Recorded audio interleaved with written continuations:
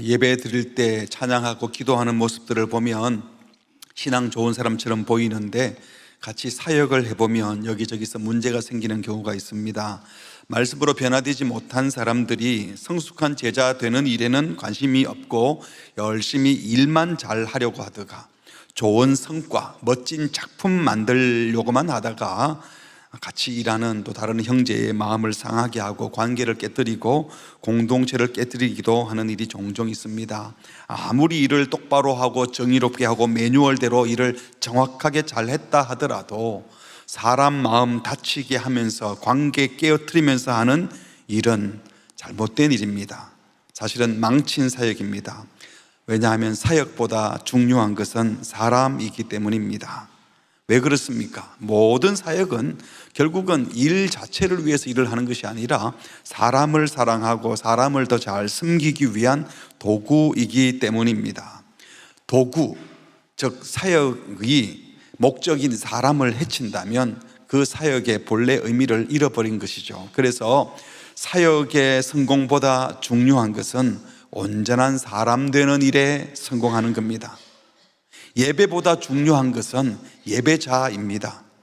예배를 아무리 멋진 형식으로 드린다 할지라도 예배자가 제대로 세워지지 않는 예배는 의미가 없습니다. 제자 훈련이라고 하는 방법보다 중요한 것은 훈련자와 훈련생 자체입니다. 음식을 장만하고 행정을 하고 건물을 세우고 관리하고 영상을 만들어 보여주고 물건을 사고 팔고 음악을 만들고 연주하고 디자인을 하고 연극을 하고 각종 작품을 만들어 공연하는 것, 그 무엇을 하더라도 그 어떤 작품을 또 어떤 연주를 한다 할지라도 결국은 다 사람을 위한 것이어야 하는 겁니다. 교회 공동체는 더더욱 그렇습니다. 영혼에 관심을 쏟고 인간의 죄된 욕심을 채우는 것이 아니라 각 사람의 진짜 필요를 더 잘 채워주고 그 사람을 복되게 하기 위하여 사람을 섬기기 위하여 사역을 하는 것이지 사역 자체가 목표가 아니기 때문입니다. 그래서 우리 교회 5대 사역 목표에서 사역을 어떻게 하느냐 목표를 정하면서 감동 있는 섬김이라고 한 것이 그런 이유입니다. 모든 사역은 직접이든 간접이든 사람을 섬기는 일이어야 하고 사람을 섬기기 위해서 하는 사역은 그 사람의 마음에 기쁨과 감사, 감동을 주어야 그게 제대로 된 사역이기 때문입니다.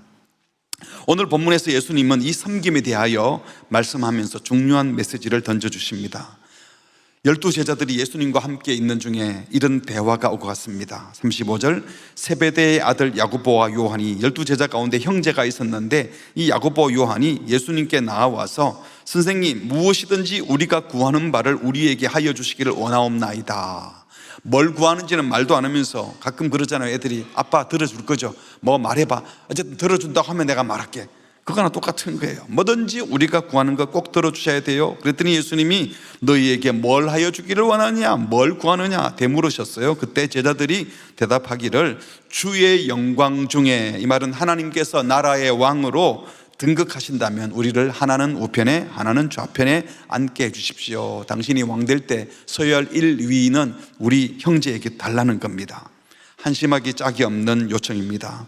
예수님을 3년간이나 쫓아다녔지만 예수님은 어떤 왕으로 등극하셔도 그런 세상의 왕이 아닌데 그걸 전혀 몰랐던 것이죠. 하나님 나라의 왕, 하나님 나라는 원래 높고 낮은 그런 개념이 없습니다. 우월감, 열등감 느끼지 않습니다. 지배하고 지배받는 개념 자체가 없는 곳인데 예수님이 지금까지 보여준 것이 바로 그런 하나님 나라 질서였고 섬기는 질서였는데 이제 와서 이런 요구를 하니까 주님께서 얼마나 답답했겠습니까? 그런데 이 말씀, 이런 요청을 하는 시점이 언제입니까? 한국어 성경에는 없지만 35절 초뒤에 토테, 그때에, 그 후에 이런 말이 있어요. 언제 후에 이런 부탁을 했는가? 바로 그 앞에 말씀을 보시면 알겠죠. 32절에 예루살렘으로 올라가는 길에 예수님께서 제자들을 앞서 가시는데 제자들이 놀라고 따르는 자들은 두려워하더라.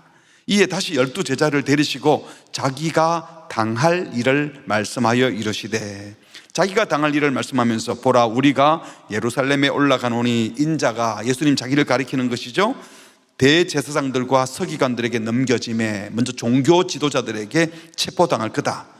그래서 종교 지도자들이 죽이기로 결의를 합니다. 하지만 유대 종교 지도자들이 사형 언도권이 없기 때문에 이방인들, 즉 빌라도 총독에게, 로마 정권에게 넘겨주겠고, 그러면 로마 군인들이 능욕하며 침뱉으며 채찍질하고 죽이겠지만 그 메시아는, 예수는 3일 만에 살아날 것이다 라고 말씀하셨어요. 한마디로 예수님께서 당신의 죽음을 앞둔 엄숙한 순간, 자신의 고난, 죽음, 부활에 대하여 말씀하시는 그 비장한 순간입니다. 이 중요한 시점에 제자들은 우리 두 형제에게 특별한 자리 주세요, 철없는 부탁을 하고 있었던 겁니다. 이 어이없는 질문에 예수님이 다시 묻습니다. 38절, 예수께서는 이르시되 너희는 너희가 구하는 것을 알지 못하는도다. 한 자리씩 달라 그러는데 뭘 달라는지 모르고 말하는구나. 내가 마시는 잔을 너희가 마실 수 있으며 내가 받는 세례를 너희가 받을 수 있느냐?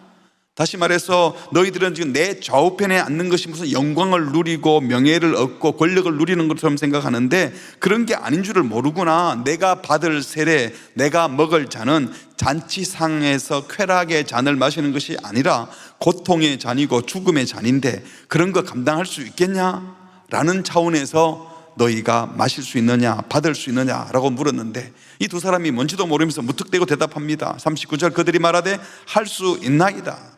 할 수 있습니다. 그러자 예수님이 다시 말씀하시죠. 예수께서 이르시되 너희는 내가 마시는 잔을 마시며 내가 받는 세례를 받으려니와, 만약 너희들이 내가 마시는 잔을 마시고 또 내가 받는 세례를 받겠다면 내 좌우편에 앉는 것은 내가 줄 것이 아니다. 이것은 영예로운 일과 아무 상관없는 일이다. 누구를 위하여 준비되었던지 그들이 얻을 것이다. 그런데 이런 엉뚱하고 답답한 생각은요, 야고보, 요한 두 사람만 한 것이 아니었어요. 나머지 10제자도 똑같았습니다. 오늘 본문 41절에 보면 10제자가 듣고 야고보와 요한에 대하여 뭐라고 했죠? 화를 냈어요. 화를 낸 이유가 뭘까요? 야, 방금 예수님이 고난받고 죽임당하고 이런 얘기하는데 어떻게 한 자리씩 달라 그러냐? 철딱서니 없이 상황 보고 좀 말해라, 이렇게 화가 난 게 아니에요. 자기들도 똑같이 그 경쟁 대열에 들어오고 싶은데 왜 너희들이 새치게 해가지고 너희 둘만 높은 자리 차지하려고 하느냐? 그래서 이 야고보, 요한만이 아니라 12제자 모두가 더 높은 자리 차지하는 일에 마음을 빼앗기고 있었다는 것을 보여줍니다. 마치 임종을 앞둔 부모가 자녀들에게 중요한 유언을 하려고 하는데 자녀들끼리는 누가 재산을 더 많이 차지할까 싸우고 있는 것과 똑같은 겁니다. 예수님은 제자들과 모든 인류를 위해서 자기 목숨을 내어놓아 구원하려고, 죽으려고, 낮아지고 섬기려고 하는데 자기들은 높아지려고 하고 더 많은 권력 차지하겠다고 싸우고 있더라는 겁니다. 그래서 예수님이 중요한 말씀을 하시는 것이 오늘 읽은 말씀이죠. 예수께서 불러다가 이르시되 이방인의 집권자들이 그들을 임의로 주관하고 그 고관들이 그들에게 권세를 부리는 줄을 너희가 알거니와. 이방인들, 세상 사람들은 집권자들, 권력을 잡은 자들이 자기 아래에 있다고 생각하는 사람들을 주관, 부린다. 자기 마음대로 임의로 부린다. 가진 자가 없는 자를, 배운 자가 못 배운 자를 업신여기죠. 그 고관들이, 그래서 높은 권력을 가진 관리들이 밑에 있는 사람들에게 권세를 부린다. 어떻게 해서라도 그래서 힘 있는 사람, 높은 사람, 권세 있는 사람 되려고 애를 쓰는 것이 세상 이치다. 그것이 세상 질서다. 그러나 43절 뭐라 그랬죠? 너희 중에는 그렇지 않을지니. 저를 한번 따라 하실까요? 너희 중에는 그렇지 않을지니. 너희 중에는 그렇지 않을지니. 나를 따르는 너희들은 그러면 안 된다. 천국 백성은 그렇게 살면 안 된다는 겁니다. 천국의 질서는 다르다는 것을 알아야 한다는 겁니다. 너희 중에 누구든지 크고자 하는 자는 너희를 섬기는 자가 되고 누구든지 어떠미 되고자 하고 싶다면 모든 사람이 종이 되어야 하리라. 여기에서 하나님 나라의 역설이 있습니다. 높아지기 위해서는 일단 낮은 자세를 취하고 나중에 섬김 받고 싶으면 일단은 종이 되라, 이런 말이 아니죠. 크기 위해서 섬기는 자가 되라는 것이 아니라 오늘 말씀이 뭡니까? 섬기는 자가 큰 자다, 종된 자가 어떠미다, 그 말씀이에요. 세상의 질서는 어떻게 해서든 높은 곳을 지향하며 밑을 부리러 아래를 부리려고 하지만 하나님 나라 질서는 모두가 서로 낮은 곳을 향하여 가며 서로를 받들어 세워주는 공동체라는 겁니다. 세상의 질서는 어떻게 해서든 지배합니다. 권세를 부리려고 합니다. 서열을 매겨서 성과 중심으로 더 많은 것을 차지하려고 하고 높은 곳에 가려고 합니다. 하지만 하나님 나라의 질서는 반대입니다. 지배하려고 하는 것이 아니라 섬기려고 하고 권세를 부리려고 하지 않고 종의 자세를 취합니다. 사역보다는 관계를 더 중시합니다. 성공보다는 성숙을 더 중요하게 생각합니다. 그래서 천국에서는 섬기는 자를 크다, 섬기는 자를 훌륭하다라고 말하고 모든 사람을 섬기고 있는 종을 두고 어뜸이다 라고 평가한다는 겁니다.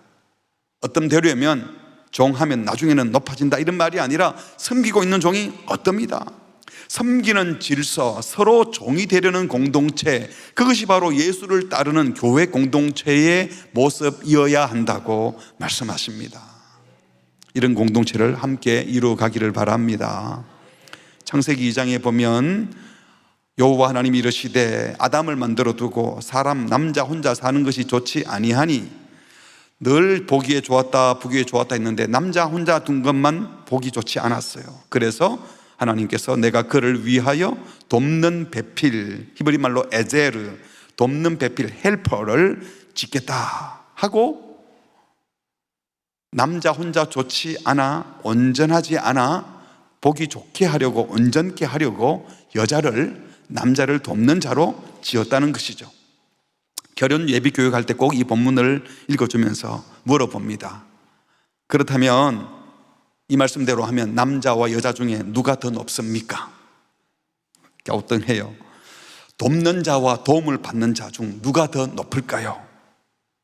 그럼 좀 생각이 있는 척 하면서 도움이 필요한 자보다 돕는 자가 더 크지 않을까요? 그래요. 그러면 대통령과 대통령 비서실에 있는 사람들 중에 누가 더 높습니까? 그건 아닌가? 그때 제가 대답을 하죠. 사실 질문이 틀렸다. 애초에 누가 더 높으냐 이렇게 묻는 게 잘못된 거다. 여자가 남자를 돕는 배필로 지어졌다고 해서 도움 주는 여자가 더 세다, 또는 돕는 여자는 보조자이고 도움을 받는 남자가 주인공이니 남자가 더 중요하다, 이렇게 해서 계급을 짓고 높고 낮음을 정하려고 하는 질문 자체가 잘못된 것이다. 왜냐하면 지금 성경은 이 중에 누가 더 높으냐 이런 얘기를 하는 것이 아니거든요. 사실 성경은 서로 돕는 배필의 원리를 말씀하고 있는 겁니다. 성경에서 말하는 돕는 자는 절대로 열등한 자가 아닙니다. 도움을 받는 자, 열등해서 도움을 받는 겁니까? 아니라는 거예요. 계급이 있는 것도 아닙니다. 그렇다고 도와주는 사람은 우월감을 가져야 됩니까? 그것도 아닙니다. 시편 기자는 시편 121편 1절에 내가 산을 향하여 눈을 돌리라 나의 도움이, 할 때 여기 도움이 에제르예요. 나의 에제리가 어디서 올까? 나의 도움은 천지를 지으신 여호와에게서로다. 여기 하나님께서 인간을 돕는 자예요. 하나님이 인간의 배필이라고 하셨습니다. 높고 낮은 것이 있는 것이 아닙니다. 남자가 부족하여 여자가 도와야 했지만 여자도 부족하기에 남자가 도와야 합니다. 섬김은 상호 복종이고 상호 존중입니다. 에베소서 5장에 보면 더 정확히 나옵니다. 18절에 술 취하지 말라 이는 방탕한 것이니 오직 성령의 충만함을 받으라 하고 성령 충만한 사람들에게 요청하기를 에베소서 5장 21절에 그리스도를 경외함으로 어떻게 복종하라? 피차 복종하라. 성령 충만하면 그리스도의 마음을 품기 때문에 서로 복종하는 관계가 되어야 된다. 서로 섬겨야 된다. 그리고 예시를 드는 것이 22절에 이어서 아내들은 남편에게 복종할 때 주님께 하듯 해야 된다. 남편들은 아내를 사랑할 때 그리스도께서 교회를 위하여 자기 목숨 내어놓은 것처럼 해야 한다. 그러니까 남편과 아내가 서로 돕고 섬겨야 된다는 것이지 남편만 섬김을 받고 아내만 섬기는 게 아니에요. 남편도 섬기고 아내도 섬겨야 되는 거예요. 부모와 자녀도 마찬가지라고 이어서 말씀합니다. 5장을 마치고 6장 1절에 보면 자녀들아 주 안에서 너희 부모에게 순종하라 이것이 옳으니라. 이건 너무 익숙해요. 근데 이어서 4절에 보면 또 아비들아 너희 자녀를 뭐라고요? 노엽게 하지 말고. 우리는 보통 어른을 노엽게 하지 말라 이러는데 이 성경은 자녀를 노엽게 하지 말래요. 자녀가 스트레스 받게 하지 말라는 거예요. 자녀가 신경 쓸 일, 나쁜 신경 안 쓰도록 잘 챙기라는 거예요. 얼마나 어려운 일입니까? 지극히 자녀를 존중히 여겨야 된다. 너의 교육 철학, 너의 양육 방식 고집하지 말고 오직 주님의 교훈과 훈계로 양육해야 되지 이 맘대로 키우면 안 된다. 조심해서 양육해야 된다. 이어서 사회생활에서도 종과 상전에 대해서도 말하기를 6장 5절에 종들아 두려워하며 떨며 성실한 마음으로 육체의 상전에게 순종하기를 그리스도에게 하더라. 종들은 자기 주인을 섬길 때 주님을 섬기듯이 하라고 그랬어요. 근데 동시에 6장 9절에 상전들아 너희도 그들에게 뭐라고요? 이와 같이 하고, 이 말은 상전들은 종들이 하는 것처럼 너희들 똑같이 아래 사람을 대해야 된다. 위협하면 안 된다. 왜냐하면 이는 그들과 너희의 상전이 다 하늘에 계시고 그에게는 사람을 외모로 취하는 일이 없는 줄을 너희가 알미라. 그러니까 아래 사람만 위 사람을 섬기고 순종하는 것이 아니라 우리 모두는 하나님 아래 있는 자들이기 때문에 상전이든 종이든 하나님을 상전으로 모시고 서로 섬기고 서로 존중해야 한다고 말씀합니다. 그러므로 성경의 가르침을 따르면 그 어떤 직책도 어떤 자리에서도 우리는 다른 사람을 섬겨야 합니다. 권력이 많이 주어졌다, 불이라고 주는 것이 아니라 그 권력, 그 힘, 능력을 가지고 더 많은 사람을 책임 있게 섬기라고 그 자리를 주는 거예요. 자기를 위해서 준 것이 아니라 그 권력으로, 힘으로, 능력으로, 재력으로 더 많은 사람을 섬기라고 주신 거예요. 어떤 관계에서도 우리 모든 그리스도인들은 섬겨야 되는 줄 믿습니다. 그래서 예수님께서는 높은 자리 차지하려는 제자들을 향해서 세상 사람들 다 섬김 받으려 하고 높은 자리 찾으려 하고 서열 짓고 계급 짓고 고지로 올라가려고 한다. 그리고 겸손한 척하지. 그렇지만 너희 중에는 그래서는 안 된다. 너희는 그들과 달라야 된다. 이런 계급 경쟁 질서에 빠지지 말아야 하지 않느냐. 너희 중에 누구든지 크고자 하는 자들, 너희를 섬기는 자가 되어야 되고 너희 중에 누구든지 어뜸이 되고자 하는 자는 모든 사람의 종이 되어야 되리라. 종된 사람이 어뜸이다. 섬기는 자가 큰 자다. 섬김이 새로운 삶의 질서여야 된다고. 성도의 새로운 삶의 질서는 섬김이 되어야 된다고. 섬김이 사명이 되어야 한다고 말씀하는 겁니다. 이것이 예수님이 사셨던 방식이고 그리스도인의 삶의 기본 자세이고 성령 충만한 성도가 살아야 될 삶의 방식이기 때문에 그렇습니다. 그래서 우리 예수님은요, 자신이 이 땅에 오신 목적 자체, 사명선언을 섬기기 위한 것이라고 말씀하시지 않았습니까? 오늘 읽은 본문 마지막 절 45절 다 함께 할까요? 시작. 인자가 온 것은 섬김을 받으려 함이 아니라 도리어 섬기려 하고 자기 목숨을 많은 사람의 대속물로 주려 함이니라. 주님은 섬기기 위해 오셨다고.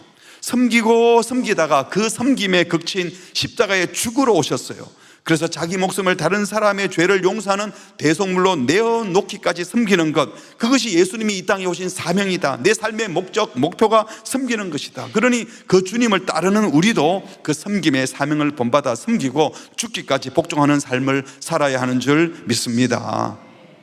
어떤 성도님들은 이상한 생각을 해요. 예수님이 고난받고 형벌을 받아주셨기 때문에 우리가 더 이상 죄값 치를 필요가 없듯이, 여기까지 맞죠. 우리가 죄값 치르지 않아도 주님이 죄값을 다 치러줬어요.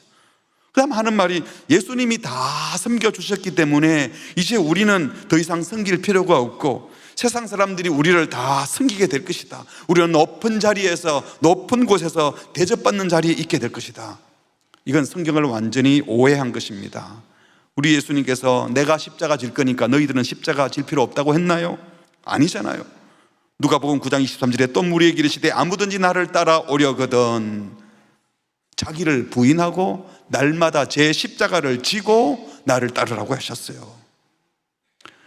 예수님이 십자가 지셨기 때문에 우리는 십자가 안 져도 되는 것이 아니라 주님이 가신 그 십자가의 길을 우리도 그 방식의 삶을 살아야 한다고 말씀하셨어요. 요한복음 13장에서도 너희가 나를 선생이라 또는 주라 하니 너희 말이 옳다. 내가 그래 주와 선생이다. 근데 내가 주와 선생이 되어서 너희들의 제자들의 발을 씻었으니 너희도 서로 발을 씻어주는 것이 옳으니라. 내가 주와 또는 선생이 되어 너희 발을 씻었으니 너희도 서로 발을 씻어주는 것이 옳으니라. 내가 너희에게 행한 것 같이 너희도 행하게 하려고 뭐라고요? 본을 보였다. 이 말은 너희도 서로 발을 씻겨야 된다. 십자가 지시기 전날 밤 하신 말씀입니다. 스승인 내가 섬겼는데 제자인 너희들도 섬기는 자가 되어야 하지 않느냐는 겁니다. 그렇습니다. 예수님을 따르는 제자의 가장 중요한 특징은 섬기는 자입니다. 그리스도인이 된다 하는 것은요, 파격적으로 섬기는 거예요. 당연하지가 아니라 파격적으로. 제자가 스승을 섬기는 것은 파격이 아니지만 스승이 제자를 섬기는 것은 파격이죠. 종이 상전을 섬기는 건 세상에서도 하는 것이지만 상전이 종을 섬겨요. 자녀가 부모에게 순종하는 것은 세상에서도 가르치지만 부모도 자녀의 인격을 존중하며 섬기라고 말씀하십니다. 아내만 남편을 순종하는 건 유교에서 하는 말이죠. 하지만 성경은 남편도 죽기까지 복종하셨던 예수님처럼 자신의 목숨을 버리면서까지 아내를 사랑하며 섬기라고 말씀하십니다. 이게 세상에 없는 일이기 때문에 파격이에요. 격식을 깨뜨린 겁니다. 이 파격의 극치, 이 섬김의 극치가 바로 십자가입니다. 저와 여러분은 그 십자가의 길을 걷기로 작정한, 파격적인 섬김의 사람이 되기로 작정한 자인 줄 믿습니다. 여기에 감동이 있고 여기에 하나됨이 있고 여기에 한몸된 기쁨, 감사가 있는 겁니다. 남들 다 하는 그 정도 수준이 아니라 세상과는 다른 방식으로 주님을 따르는 제자인 우리가 주님이 말씀하신 대로 내가 너희를 섬긴 것처럼, 스승인 내가 제자인 너희의 발을 씻긴 것처럼, 하나님의 아들인 내가 너희를 위하여 십자가에서 대속제물로 죽은 것처럼 너희들도 서로 섬겨야 한다. 끝까지 섬겨야 한다고 말씀하십니다. 이 말씀을 들으면서 누가 떠오릅니까? 내가 언제까지 섬겨야 돼? 그 사람을 또 섬겨야 돼. 아무리 섬겨도 변화되지 않는 그 누구예요 그게? 그게 여러분의 남편일 수도 있고요, 아내일 수도 있고, 자녀일 수도 있고, 부모님일 수도 있고, 여러분 제자일 수도 있고 선생님일 수도 있습니다. 힘이 들어도 우리는 끝까지 섬겨야 되는 줄 믿습니다. 그러므로 성도의 기본 자세는, 천국 백성의 기본 질서는 어떤 경우에도 섬김입니다. 교회의 기본 질서도 섬기는 겁니다. 무슨 직분을 맡았든지 무슨 사역을 하고 있든지 다 섬기는 직분이에요. 섬기는 사역이어야 합니다. 그런데 여러분 어떻습니까? 섬길 때 기쁩니까? 섬김 받을 때 기쁩니까? 네, 좋아요. 섬길 때 기쁘죠. 섬김 받을 때도 좀 기쁘죠. 그런데 한 번 더 물어보겠습니다. 언제 속이 상하세요? 남들이 나를 섬기기는커녕 무시하고 종 취급하며 함부로 대할 때 속이 상합니까? 아니면 내가 더 섬겨야 하는데 자꾸 섬기지 못하고 자꾸 대접받는 위치에 가서 너무 죄송하고 송구한 마음이 더 큽니까? 대답이 좀 어려워졌나요? 서로 섬기는 공동체, 감동 있는 섬김의 교회가 되기 위해서, 또 세상을 섬기며 세상에 소망 주는 교회가 되기 위해서 어떻게 섬길지 몇 가지로 정리해 보았어요. 첫 번째로는 체질이 바뀌어야 됩니다. 섬김 받으려는 체질에서 섬기는 체질로 바뀌어야 돼요. 섬김을 의무나 고역으로 생각지 않고 섬김이 기쁨이 되어야 합니다. 그 마음 주시기를 바랍니다. 주님께 받은 사랑에 대한 자연스러운 반응, 사랑해서 고마워서 하면 그게 새로운 제2의 천성이 될 수 있는 겁니다. 내가 대접받지 못해서 무시받아서 서운하다 하면 여러분 이건 인격 수양이 덜 되어서 그런 것이 아니고, 신앙적으로 말하면 아직 내 안에 섬김을 받으려는 죄된 본성이 남아있기 때문이에요. 엄밀히 말하면 거듭나지 못한 거예요.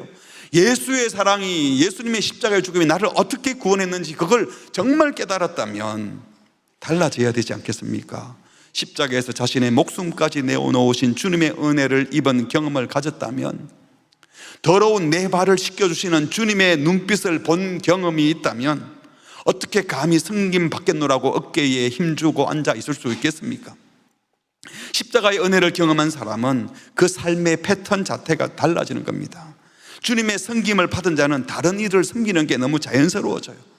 사도 바울의 고백 보면요, 고린도 교회가 가장 바울을 힘들게 하고 속상하게 했던 교회인데 그들을 향해서 이렇게 말을 했습니다. 우리는 우리를 전파하는 것이 아니라 오직 그리스도의 예수님이 나의 주 대신, 예수님이 우리의 주님이라는 걸 전파하지 우리를 전파하는 게 아니다.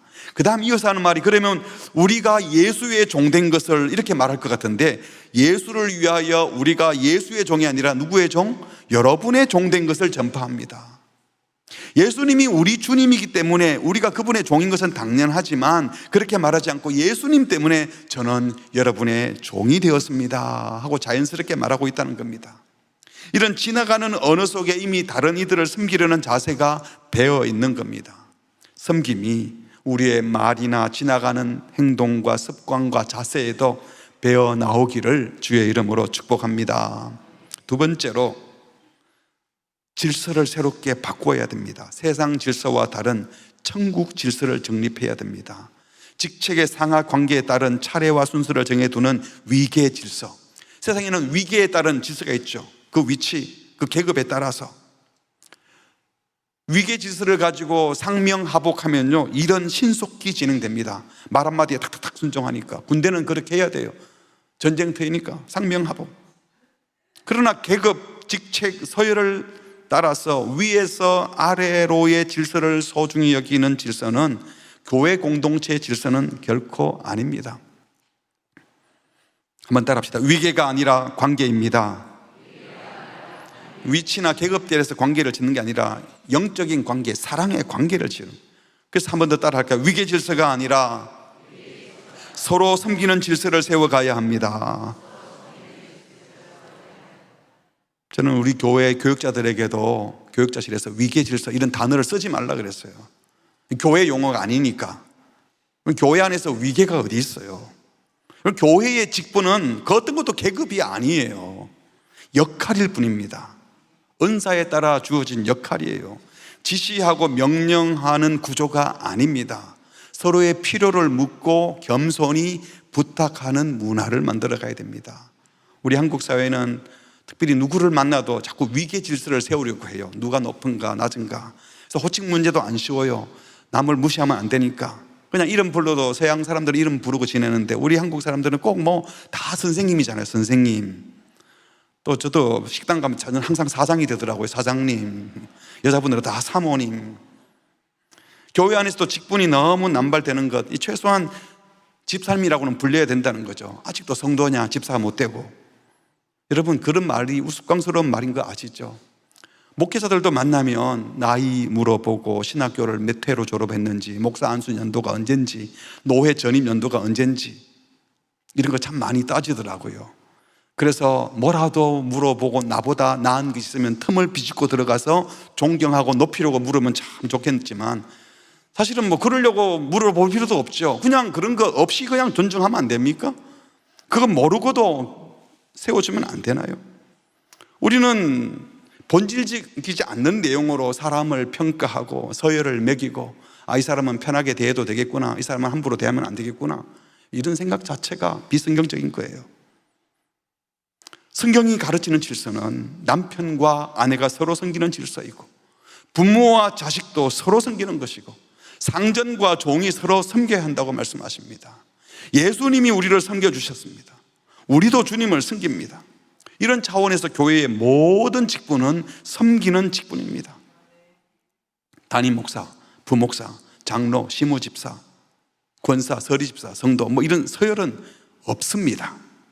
교회 공동체 안에서는 그 누구도 다른 사람에게 뭘 요구하거나 지시할 자격이 없어요. 목사가 말하는데 어디 말을 안 듣고, 장로가 말하는데 어디 서리집사가, 권사가 말하는데 성도가 까불어. 여러분, 이런 말은 있을 수 없는 거예요. 부탁을 드리는 거예요. 그 누구도 주인 노릇, 윗사람 노릇 하면서 다른 사람에게 지시하고 명령할 자격이 없습니다. 겸손히 부탁을 드리고, 부탁하면 저 같은 사람한테 부탁해줘서 고맙습니다. 또 부탁을 들어주면 섬겨주셔서 감사합니다. 모두가 감사할 뿐인 겁니다. 모두 다 주님을 섬기는 마음으로 다른 지체를 섬기고 서로 섬기는 질서를 함께 세워나가기를 바랍니다. 세 번째로는 섬김에 있어서 중요한 것은 은사 중심의 사역입니다. 다시 말해서 직분 때문에 할 수 없이 목사니까, 장로니까, 집사니까 이 정도는 해야지 라고 섬기는 것이 아니라 주님이 주신 은사대로 자기가 가장 잘하는 것으로 섬기는 겁니다. 마땅히 해야 할 자기 책무는 감당하지 않으면서 그냥 태도만 예 굽신거리는 분이 있어요. 그리고 자기 할 일은 안 하면 안 되는 거예요. 맡겨진 일을 잘해야 됩니다. 학생은 뭘 열심히 해야 되겠어요? 지금 다음 시대를 준비하는 것이 성김입니다. 꼭 다 공부를 할 이유는 없어요. 다 공부를 잘할 수도 없고, 배우는 자에서 쟤는 계속 스스로 책임질 수 있는 삶을 살 수 있도록 준비하는 과정, 이게 잘 섬기는 거예요. 의사 선생님은 환자를 더 잘 치료하기 위해서 더 많은 케이스를 연구하고 또 계속 공부하면서 더 좋은 약제가 없는지, 더 좋은 치료 방법이 없는지 환자를 진심으로 대하는 것이, 그게 섬기는 겁니다. 사장님은 내가 함께 일하고 있는 이 가족들 잘 먹고 살리기 위해서 사업을 구상하고 회사를 잘 경영하는 것, 제때 월급 주는 것, 이게 잘 섬기는 겁니다. 정치인은 맡은 분야의 전문가가 되어서 백성들의 가려운 것을 긁어주고 부족한 부분을 채워주도록 입법을 하기도 하고 행정을 하기도 해서 백성들이 잘 살게 하는 게, 이게 잘 섬기는 거예요. 로마서 12장 3절에 보니까 내게 주신 은혜로 말미암아 너희 각 사람에게 말하노니 마땅히 생각할 그 이상의 생각을 품지 말고 오직 하나님께서 각 사람에게 나누신 믿음의 분량대로 지혜롭게 생각하라. 각자에게 허락하신 은사를 따라 다른 사람의 것 넘보거나 부러워하거나 오버하지 말고 자기 해야 할 일에 충실하라, 이 말이죠. 그러면서 하는 말씀이 우리가 한 몸에 많은 지체를 가졌다. 다 은사가 다르다는 거죠. 많은 지체가 같은 기능을 가진 게 아니다. 손의 기능, 눈의 기능, 머리카락 기능, 발의 기능 다 다른 것처럼 우리 많은 사람이 그리스도 안에서 다양한 기능들이 모여서 한 몸이 되어 서로가 서로를 섬기는 지체가 되었다. 몸의 많은 지체들이 서로 다른 기능을 가졌지만 서로에게 필요한 존재가 되고, 그래서 결국 몸을 이루는 것처럼 각각 자기의 은사, 자기 역할에 충실한 것이 진정한 섬김이라는 겁니다. 말씀 사역자인 교육자, 예를 든다면 말씀을 연구하고 말씀을 잘 전하는 일에 최선을 다하는 것이 교회 공동체를 제대로 섬기는 거예요. 그게 저한테 가장 중요한 사역이기 때문에.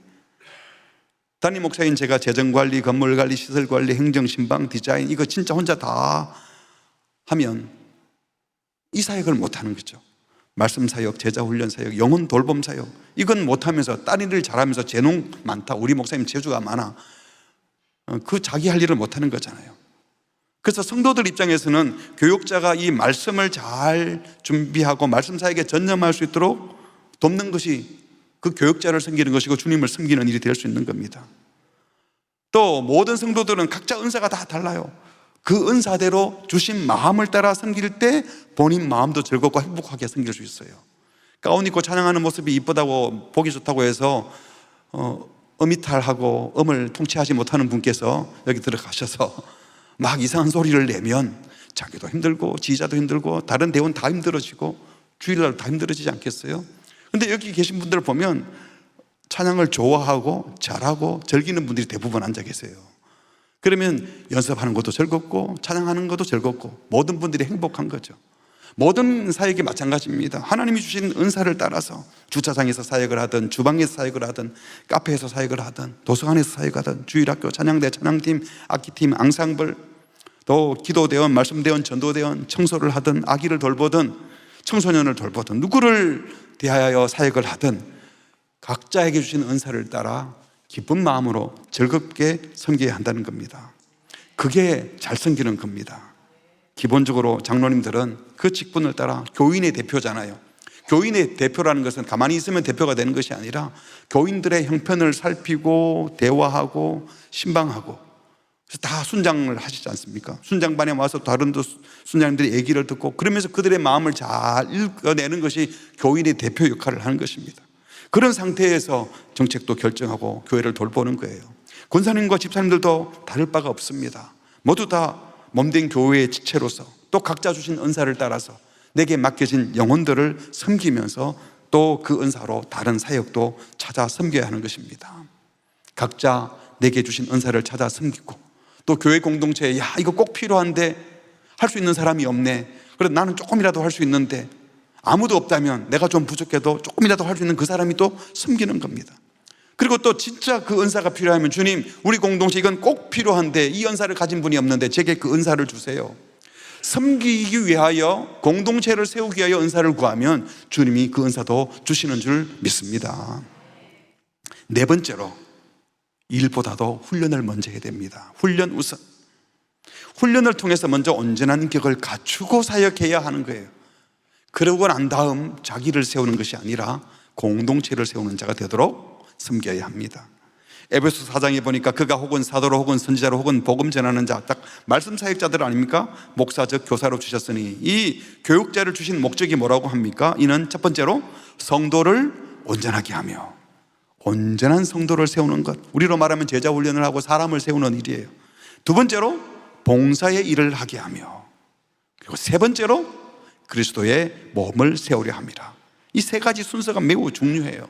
사역하기 전에 훈련을 통하여 온전한 인격을 갖춘 온전한 성도, 온전한 사람이 되고, 그 다음에 다른 사람을 섬기는 봉사자가 되고, 그렇게 봉사자가 되면 자기 잘났다 말하지 않고 몸과 공동체를 세우는 자가 되는 겁니다. 이 순서가 바뀌면 큰일 나요. 성경의 순서를 따라야 돼요. 그런데 많은 교회인들이 당장에 일꾼이 필요하다고 준비도 되지 않았는데 일부터 시켜요. 그 결과 교회가 가슴 아픈 일을 당하지 않습니까? 훈련되지 않은 평신도 지도자들, 복음의 감격도 없고 다른 사람을 배려하고 이해하고 섬기는 훈련이 전혀 되지 않은 사람들이 돈이 있고 실력이 있고 재능이 있다, 세상적인 재능이 있다 그래서 봉사부터 시켜요. 그러면 기갈이 찾아오고 영적으로 쉽게 지치게 되는 겁니다. 처음에는 그런 분들에게 일을 맡기면요, 당장 사람들이 축켜 세워주잖아요. 와, 헌금도 많이 하고 일도 열심히 하고 그리고 좋은 작품도 만들려고. 그럼 인정해주면 인정해주는 즐거움에 그게 좋아서 더 열심히 일을 해요. 복음의 간격도 없고 주님을 만난 체험이 없어도 그럴 수도 있어요. 그러다 보니까 열심히 출석하고 헌신하고 봉사하니까 시무 집사도 되고 장로도 되고 또 권사도 됩니다. 그런데 내면의 신앙은 자라지 않고 인격도 다듬어지지 않고 직분만 맡고 나면 이제 중요한 결정을 해야 되는데 어려운 일이 생길 때 그걸 감당을 못하는 겁니다. 이런 사람들이 교회를 힘들게 하는 거예요. 여러분, 교회마다 어려운 소식 들을 때 그 교회 새 가족이 힘들게 해서 교회가 어려워졌다, 이런 말 들어본 적 있습니까? 대부분이 교회에 중요한 책임을 맡은 분들 때문이에요. 훈련되고 성숙한 인격은 되지 않았는데 일을 하다가 부족한 인격으로 함부로 하다가 하나님의 교회 공동체를 힘들게 하는 것입니다. 목회자들 중에는 교인 잘못 만나가지고 장로 잘못 만나서 목회가 힘들어졌다, 이렇게 말하는 분도 있지만 사실은 교육자가 그렇게 말할 자격이 없습니다.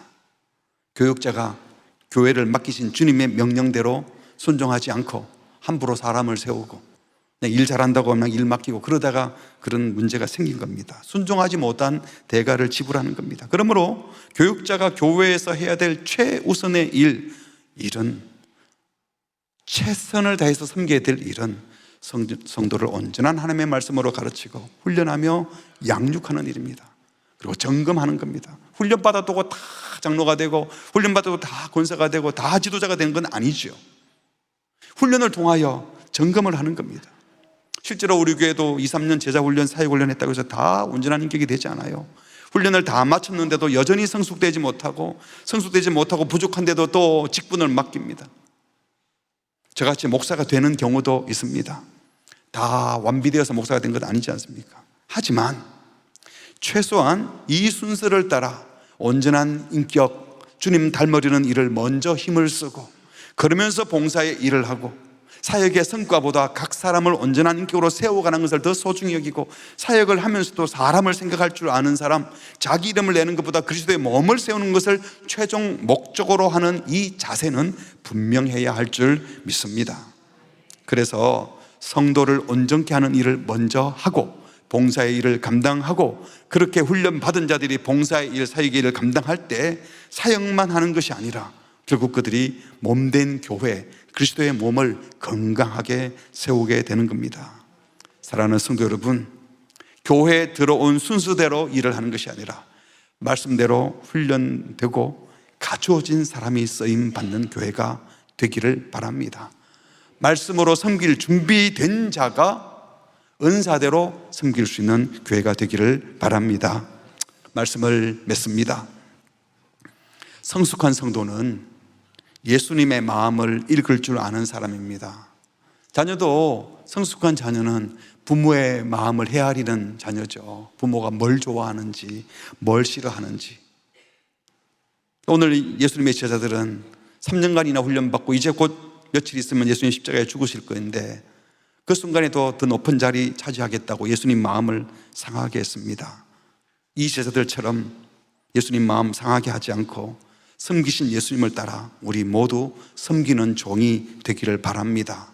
그러기 위해서 체질 개선, 섬김이 새로운 체질, 제2의 전성이 되도록, 그래서 섬김이 고역이 아니라, 섬김 받을 때 기쁜 것이 아니라 섬김이 기쁨이 되는, 섬김이 더 행복한 제자가 되시기 바랍니다. 위계 질서라는 말을 쓰지 말고 서로 섬기는 공동체를 이루기 위해서 항상 내가 먼저 섬기겠다.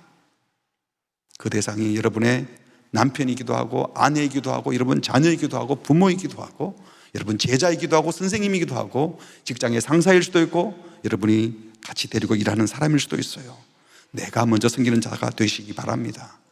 직분 때문에 억지로 섬기는 것이 아니라 주신 은사를 가지고 사회 가기 전에 먼저 훈련받아 성숙한 제자가 되려는 마음으로 섬겨서 내 이름을 내는 것이 아니라 주님의 몸된 교회 공동체를 세우고 이 세상을 복되게 하는 데 쓰임받는 섬김의 종들이 되시기를 주의 이름으로 축복합니다. 아멘. 우리 함께 찬양하겠습니다. 사람이 넘치기보다 사랑이 넘치는 교회, 섬김을 받기보다 섬김의 기쁨 알아가는 교회, 마음을 담아서 함께 고백하겠습니다. 사람이 넘치기보다 사람이 넘치기보다 사랑이 넘치는 교회, 섬김을 원하기보다 섬김의 기쁨 알아가는 교회. 다시 한번 사람이 넘치기보다 사람이 넘치기보다 사랑이 넘치는 교회, 섬김을 원하기보다 섬김의 기쁨 알아가는 교회. 세상이 주목하기보다 세상이 주목하기보다 주님이 주목하는 교회, 화려한 겉모습보다 중심이 주를 향한 교회. 주님이 피로 사신 주님이 피로 사신 아름다운 교회, 서로 사랑함으로 하나 되는 교회. 주님이 머리 되신 거룩한 교회, 우리 함께 만들어가. 주님이 피로 사신 주님이 피로 사신 아름다운 교회, 서로 사랑함으로 하나 되는 교회. 주님이 머리 되신 거룩한 교회, 우리 함께 만들어가요. 내 작은 생각보다도 내 작은 생각보다도 하나 되매 소중하는 교회, 세상에 알려지기보다 서로가 서로 깊이 아는 교회. 주님이 피로 사신 주님이 피로 사신 아름다운 교회, 서로 사랑함으로 하나 되는 교회. 주님이 머리 되신 거룩한 교회, 우리 함께 만들어가. 주님이 피로 사신 주님이 피로 사신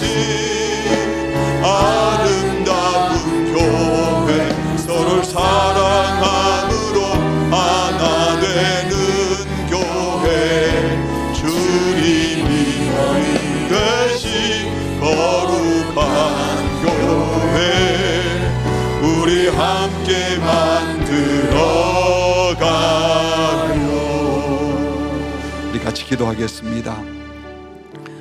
우리 기독교 신앙을 오해해서 구원은 은혜로 받았기 때문에 이제 우리의 삶은 좋은 일만 펼쳐지고 누릴 것만 있다고 착각합니다. 그런데 성경은 분명히 말하기를 예수께서 십자가의 대속제물로 죽으심으로 우리를 구원한 그 구원의 방식대로 우리의 삶의 방식도 십자가 지는 삶, 섬기는 삶을 살라고 말씀하십니다. 주님이 우리를 구원하신 방식이 바로 천국을 이루는 질서이고 그 방식대로 살아갈 때 천국이 이루어지는 겁니다. 신앙생활을 오래 했는데도 불구하고 무시받으면 너무 힘들고 섬김받지 못하고 대접받지 못해서 불편하다면 아직도 우리 속에 온전히 그리스도의 십자가 앞에 무릎 꿇지 못한 불신 때문입니다. 진짜 거듭난 자는 주께서 팔을 걷어붙이시고 내 더러운 발을 씻겨주시는 그 눈빛을 마주하며 감격하는 자입니다. 이 시간 기도할 때 주님께서 내 발을 씻겨주신 것처럼 우리도 서로 발을 씻겨주는, 서로 섬기는 길을 걷게 하여 주시옵소서. 세상에 없는 질서, 파격적인 섬김이 우리의 삶에 새로 새겨지게 하시고 세상이 모르는 새로운 섬김을 섬길 수 있도록 위계 질서가 아닌 서로 섬기는 질서, 직분 때문에 억지로 섬기는 것이 아니라 은사로 기쁨으로 훈련받아 말씀으로 섬기는 종 되게 하여 주시옵소서. 우리 교회 공동체의 모습이 세상에 기쁨이 되게 하시고 우리 공동체의 모습으로 또 세상을 향하여서 잘 섬기는 교회가 되게 하여 주시옵소서. 합심해서 같이 기도하시겠습니다. 하나님 아버지, 우리에게 말씀을 주셔서 감사합니다. 주님, 우리에게 주셔서 참된 성금의 자리로 나가게 하여 주시옵소서. 대충 새기지 말게 하시고 최선을 다하여 기쁨과 감사함으로 섬기게 하여 주시옵소서. 주님이 구원하는 방식, 우리도 삶의 방식, 십자가가 우리의 구원의 길이었지, 십자가 우리의 삶의 길 되게 하시고 주님의 길을 따르는 말미암아 참된 천국을 이루어내며 모두가 서로 섬기고 서로 섬김받고 서로 사랑하고 서로 존중받는 그런 공동체를 이루게 해주시옵소서. 우리의 섬김을 통하여 몸을 이루고 공동체를 이루고 교회를 이루어갈 수 있도록 주여 도와주시옵소서. 우리의 섬김을 통하여 결국 내가 높아지는 것이 아니라 주님이 높아지고 주님의 몸된 교회가 세워지는 은혜를 하여 주시옵소서. 세상은 섬김을 말하지만 이렇게 그의자가 높아지려고 합니다. 하나님, 그러는 그 길이 아니라 정말 성경으로 말며 주님의 몸된 교회가 세워지고 주님의 기쁨을, 주님의 영광이 드러나는 그런 공동체를 이룰 수 있도록 주의 은혜를 베풀어 주시옵소서. 하나님, 우리의 섬김의 끝이 주님이 되게 하여 주시고 섬김의 끝이 주의 몸된 교회가 세워지는 천국을 이루는 것이 되게 하여 주시옵소서.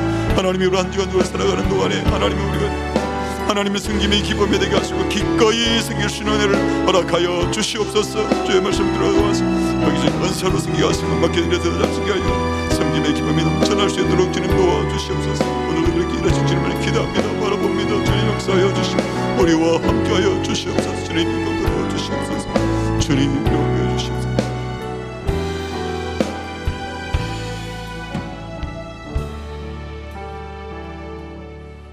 십자가에 죽기까지 복종하시며 우리를 섬겨주심으로 구원해 주신 주님의 은혜를 찬양합니다.